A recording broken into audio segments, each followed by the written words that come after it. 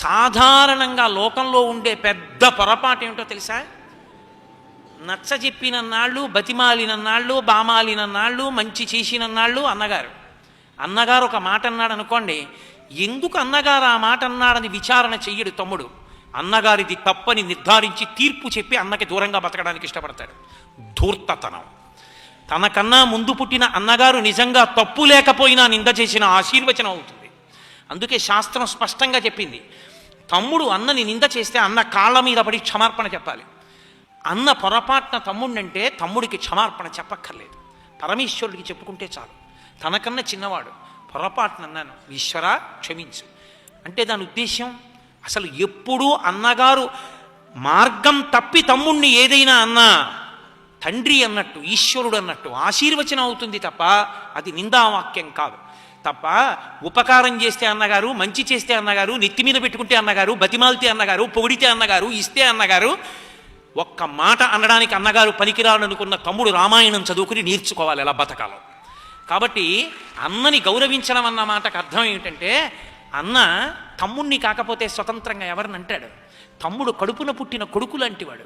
కాబట్టి కొన్ని సందర్భాల్లో తండ్రి గతించిపోతే అన్న తమ్ముడికి స్నాతకం చేస్తాడు, అన్న తమ్ముడికి ఉపదేశం చేస్తాడు, గురువుతో సమానం. అటువంటి అన్నని తోలనాడితే రౌరవాది నరకములకు పోతాడు. తనకి ఉపదేశం చేసిన గురువుని దూషించడమా, తనకి స్నాతకం చేసిన మహితాత్ముణ్ణి పట్టుకుని నింద చేయడమా, సాక్షాత్తు తండ్రి తర్వాత తండ్రి లాంటి వాడైనటువంటి అన్నని నింద చేయడమా? శాస్త్రం చదువుకుని మర్యాదతో బ్రతకడం నేర్చుకోవాలి. అన్న కాకపోతే ఎవరంటారు? అన్న నిజంగా ఒత్తిడిలో ఉన్నాడు, ఏదో చికాకులో ఉన్నాడు, తను తొందరగా అనగలిగిన వాడు తమ్ముడు ఒక్కడే. ఏమిట్రా బుద్ధి లేకుండా పని అంటే సంతోషపడిపోవాలి. నన్ను అనేవాడు ఎవరున్నాడండి అని. నన్ను ఒరే అనే స్నేహితులు ఒక్కరిద్దరు ఉన్నారు. వాళ్ళు నన్ను ఎంతమందిలో ఉన్నా ఒరే అని పిలిస్తే నేను మురిసిపోతుంటాను. నాకు 10 ఆభరణాలు పెట్టినట్టు సంతోషిస్తాను. నిన్ను ఒరే అని పిలిచే స్నేహితుడు ఎప్పుడో నీతో చదువుకున్నవాడు, వాడు ఒక్కడో ఇద్దరో.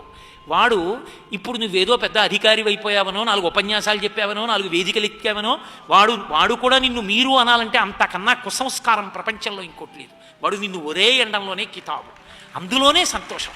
ఆ ఒరే అన్నవాడి పక్కనే నువ్వు కూర్చోగలవు, వాడి చేయి పట్టుకోగలవు, వాడితో సంతోషంగా మాట్లాడుకోగలవు, వాడి దగ్గర సేద తీరిపోగలవు.